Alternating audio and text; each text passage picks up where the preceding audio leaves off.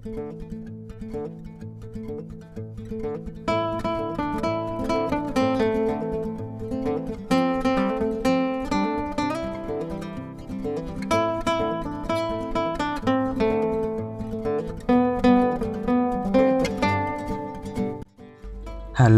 assalamualaikum warahmatullahi wabarakatuh. Jumpa lagi ya sama saya si Teknisi Deso. Gimana kabar sobat semua? Baik-baik saja ya. Oke, kemarin saya kedatangan tamu subscriber guys. Beliau membawa HP Xiaomi Redmi Note 4X. Ya, jadi beliau itu pejuang COD ya. Sering nyari-nyari HP minus lalu dijual kembali. Nah, naasnya kemarin tuh apes ya beli HP ini. Awalnya penjual tuh bilang HP ini tuh hanya rusak LCD. Lalu deal nggak tahu di harga berapa ya dibeli. Dan sama pembeli atau subscriber ini dibelikan LCD yang baru. Lalu dipasang dan ternyata nihil hasilnya ya. Wah, ini kan panik nggak? Ya panik lah ya, karena harapannya tuh ganti LCD ya kelar lalu bisa dijual. Nah, ini kita akan bahas ya, kira-kira apa permasalahannya. Saat saya coba cas itu ada respon pengecasan 1 ampere lebih. Artinya ini konsumsi arus yang masuk ke HP itu normal ya. Wah, ini nggak ada SIM trennya ya. Jadi konsumsi arus yang masuk ke HP itu normal. Kategori mesin dalam keadaan normal, namun tidak muncul display. Nah, kasus ini biasa disebut dengan no backlight atau bisa juga no display. Nah, ini tergantung ya, rusaknya tuh di mana? Di display atau di lampu? Nah, itu yang akan kita bahas ya. Aduh ya, namanya pekerjaan pasti ada resiko ya. Kayak misalnya pejuang COD ya, resikonya ya dapat HP yang beginian. Berharap awalnya itu hanya ganti LCD ya, ternyata apes ya. Ya sebetulnya bisa dibilang kena tipu atau juga enggak juga ya, karena memang tujuan awalnya kan beli HP minus ya. Ya, ini saya akan coba copot LCD. Jadi bilang pemilik ya, beliau ini sudah ganti beberapa kali LCD di toko spare part, tapi masih tetap tidak muncul gambar. Nah, ini masih terlihat ya. Namun yang aneh kok apa ya, segelanya 2020 ya. Wah, ini apakah LCD-nya atau bagaimana sih ya? Oke guys, untuk memastikan saya coba dengan LCD yang baru. Ternyata masih tetap ya nggak muncul gambar. Lemes guys. Berarti memang fix ya mesin yang bermasalah. Nah, untuk kasus yang seperti ini, yang perlu dipahami, kita mesti tahu ya, tegangan untuk LCD keluar tidak. Nah, cara ceknya untuk di Note 4X itu ada di sebelah sini ya. Kita cek sambil dicas. Harusnya keluar 1,8 volt. Itu syarat kerja tegangan untuk di LCD. Nah, di sini letaknya ya. Ternyata keluar 1,8 volt. Nah, bagaimana bisa saya tahu ya, karena lihat skema ya. Di skema itu tertera 1,8 volt dan disalurkan ke CPU. Jadi itu jalur test point untuk RST-nya ya, jalur LCD. Nah, jika tadi tidak ditemui 1,8 volt, kita mesti jumper cari tegangan atau ambil tegangan dari komponen sekitar ya. Nah, karena ini muncul 1,8 berarti aman ya. Untuk jalur ke CPU aman.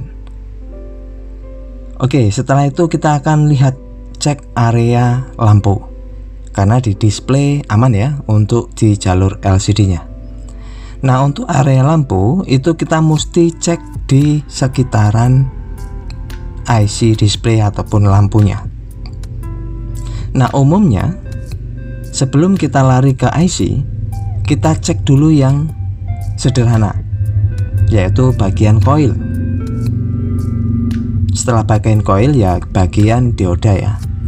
Namun sebelum melangkah ke situ, kita cek dulu untuk di sekitaran konektor LCD.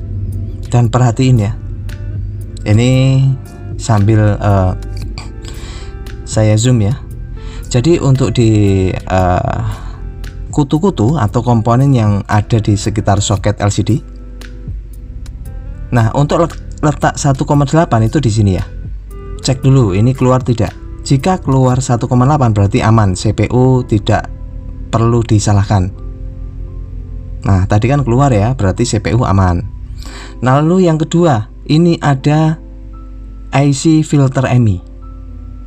Di beberapa HP itu terdapat seperti itu ya komponen. Biasanya di Samsung.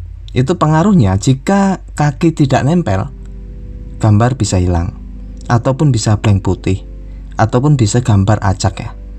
Nah, kita mesti cek, kita ukur apakah kakinya aman dengan cara dari atas ke bawah. Kalau nyambung ya berarti bagus ya. Nah, ini ada 5 IC MI, kita ukur satu per satu. Jika didapati satu saja tidak nyambung, kita solder ulang, tambahin flux sambil ditahan, kita solder bagian bawahnya.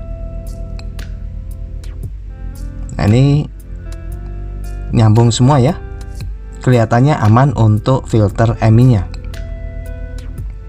Jadi filter MI itu biasanya komponen yang berada di atas konektor LCD. Fungsinya untuk kontrol gambar ya, untuk memfilter. Oke, ini saya rasa cukup dan jalurnya bagus ya. Ya, yang pertama tekan LCD bagus, yang kedua IC filternya bagus, filter MI. Lalu yang ketiga kita cek ke area coil dioda, itu adalah area lampu ya. Nah, perhatiin, ini adalah coilnya. Sebelum kita melangkah ke IC nya, lebih bagus kita cek dulu coilnya, karena ini komponen yang sering bermasalah. Caranya, kita ukur dari pojok ke pojok ya untuk di coilnya. Syarat coil atau lilitan itu harus nyambung. Jika tidak nyambung, satu sudut ke sudut satunya, itu berarti putus. Karena sifatnya coil itu kan meneruskan, lilitan. Nah, ini didapati tidak bergerak. Ini dicurigai coilnya putus. Walaupun kita bisa melihat ya, untuk di coil tadi kan masih bagus ya komponennya. Oke, kita ulangi. Untuk di jalur MI filternya aman. Untuk di jalur ke CPU 1,8 volt aman. Nah, ini ada filter MI kurang lebih 5 ya. Ini sudah kita ukur semua aman. Lalu coil, ternyata setelah kita cek ini tidak nyambung, berarti putus. Kalau coil masih nyambung, langkah selanjutnya coba direhat tipis sebelah sini ya. Untuk di CPU itu biasanya juga berpengaruh jika 1,8 tidak keluar. Nah, karena tadi itu keluar, ya tidak perlu. Oke, kita akan langsung fokus di bagian coilnya. Tambahin flux dulu, lalu kita blower ya. Nah, untuk pencopotan coil ya, kita mesti amankan dulu komponen seperti IC CPU nya. Nah, bisa menggunakan koin ataupun penutup kaleng ya, karena ini sangat berdekatan ya. Jadi untuk meminimalisir ya resiko. Ya, jadi seperti ini. Lalu kita tambahin flux di coil dan kita siap untuk angkat coilnya. Nah, untuk settingan blowernya itu sama dengan pengangkatan IC. Anginnya 3, lalu panasnya 375. Namun setiap blower kan beda-beda ya, sesuaikan blower masing-masing. Nah ini mohon maaf karena ketutup tangan saya ya. Intinya ini saya angkat dengan blower. Ya ini sudah terangkat untuk coilnya. Lalu setelah itu kita pastiin ya, coilnya apa betul-betul putus. Kita mesti ukur kembali. Jadi coil itu sama dengan lilitan. Kalau yang lilitan yang berada di area lampu itu disebut coil. Ya, kita cek jika dia nyambung. Sebentar. Nah, ini ya, ini nyambung ya. Saya pastiin nyambung untuk pengukurnya. Perhatiin. Ternyata tidak nyambung guys. Berarti memang fix ini yang jadi tersangkanya. Berarti coil itu memang putus. Nah karena ini coil memang sering banget ya kasus lampu itu ya coil penyebabnya. Lalu kita akan solder ulang, tambahin timah ya, pin atau kaki yang bekas coil kita angkat. Kita tambahin timah supaya saat pemasangan nanti itu gampang ya.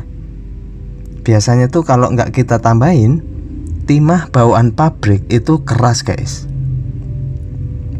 Oke, untuk menggantian coil bisa cari kanibalan dari bekas apapun itu. Yang penting bentuknya sama, besarannya juga sama. Saya ralat, bentuk nggak sama nggak masalah ya. Misalnya bundar, karena ada coil yang bulat ya, seperti yang di Nokia itu nggak masalah dipakai. Yang penting kakinya itu sama ya, besaran atau diameternya. Ya ini saya dapati entah dari mesin apa, ini saya nggak tahu pasti ya, Lenovo atau apa itu. Yang penting bekasan atau kanibalannya. Kalau untuk pembelian itu nggak ada guys, jadi kita mesti copot.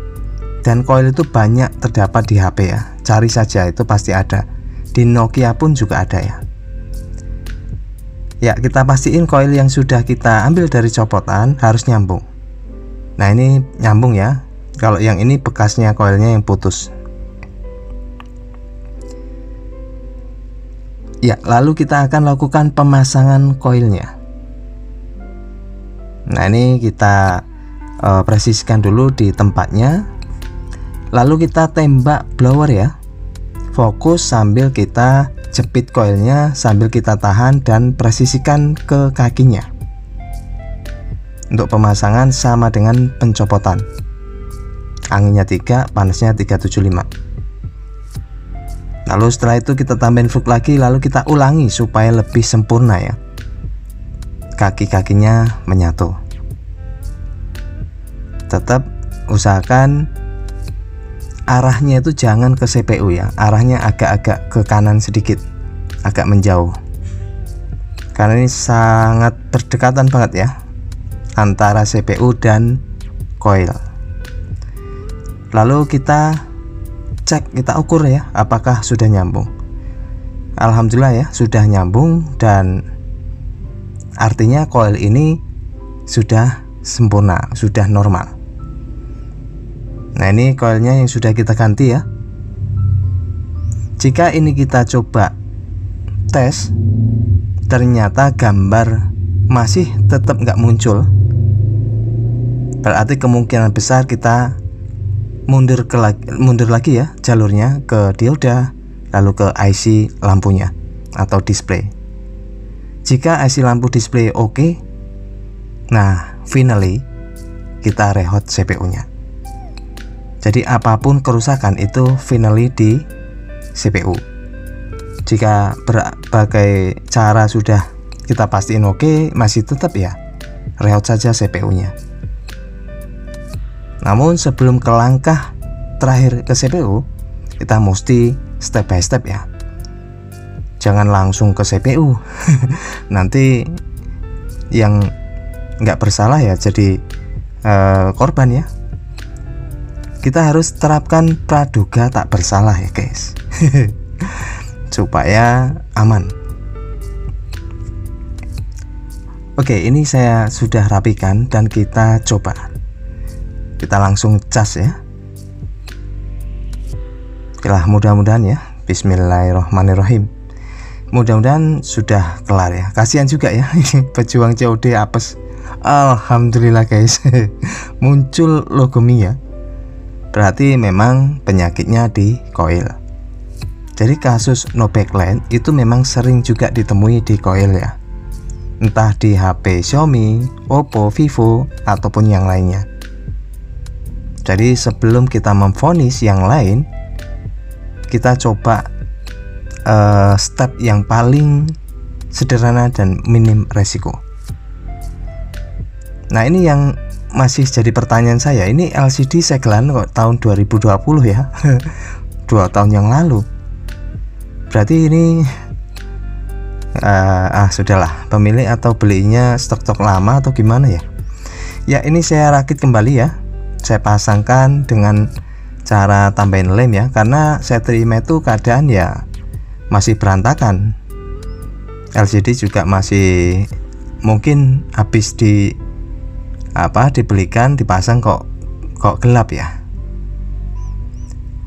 Oke, ini saya kencangkan dengan karet ya. Lalu biarkan saja kurang lebih ya 30 atau 1 jam. Sudah cukup, lalu kita lepaskan karetnya. Dan hati-hati yang lepas karet ini kalau fleksibel masih menjulur ya. Takutnya nyangkut dan robek. Ya, saya pasang kembali ya mesinnya.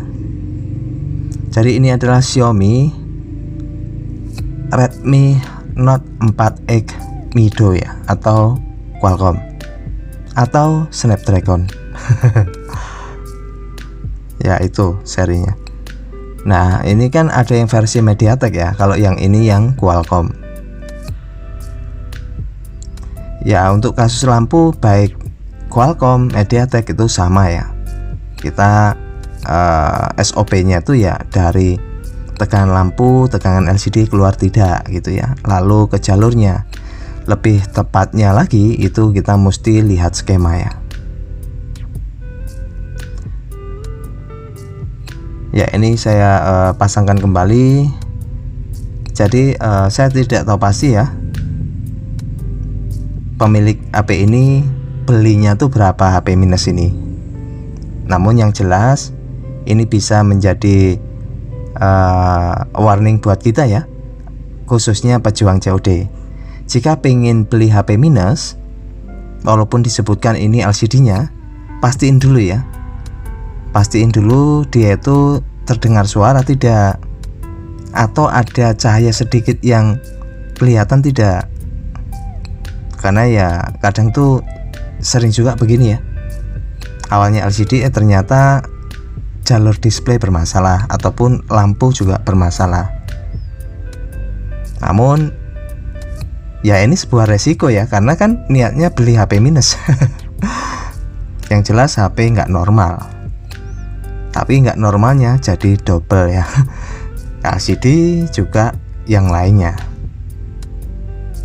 Memang ya itu dilema juga ya, kita nggak bisa pastiin oh ini LCD-nya, kecuali kalau posisi pecah dan masih kita bisa lihat cahaya ataupun gambar yang sudah retak-retak begitu kan masih mending ya, karena pasti itu LCD tinggal diganti. Ya, ini baterainya tadi nggak cukup ya, nggak mampu. Kita cas dan alhamdulillah nambah ya. Kita nyalakan kembali. Ya, untuk pejuang COD ini memang banyak ya banyak kasus-kasus lah yang didapati begini. Kadang tuh dapatnya HP bom-boman. Ya, jadi ya macam-macam ya. Oke, ini wow. Oh, ini masih ngeloading atau gimana ya? Belum belum sadar ini HP-nya, masih bangun dari tidurnya, jadi agak-agak susah disentuh. Nah sekarang sudah normal ya. Oke, sudah normal ya. Dan ya mudah-mudahan bisa dijadikan manfaat ya. Jika sobat semua itu kebetulan pejuang COD ya, untuk lebih berhati-hati dan semoga dimurahkan rezeki dan dijauhkan dari masalah ya. Amin. Oke, semoga bermanfaat. Terima kasih. Bye bye. Assalamualaikum warahmatullahi wabarakatuh.